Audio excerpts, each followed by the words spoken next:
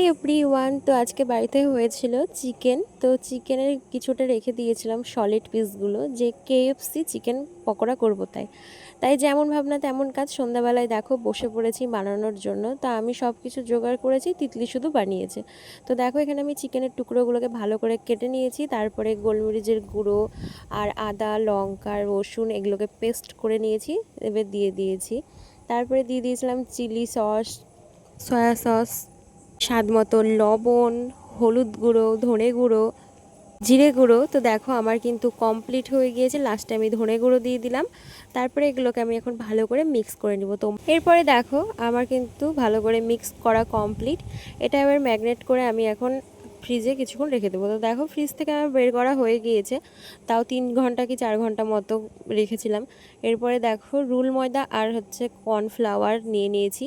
এরপরে দেখো তেল দিয়ে দিলাম, আর সাথে একটা কিন্তু ডিম ফাটিয়ে আলাদা করে রেখে দিয়েছি।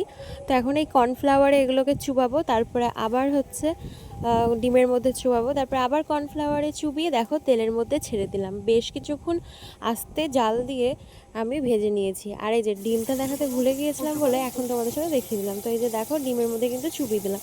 তো এইভাবেই কিন্তু আমাদের কেএফসি চিকেন পকোড়া একদম রেডি, আর খেতে কিন্তু দারুণ হয়েছিল, কি বলবো তোমাদেরকে। তোমরাও বাড়িতে ট্রাই করতে পারো। তো চলো সবাইকে টাটা, কেমন লাগলো জানিও।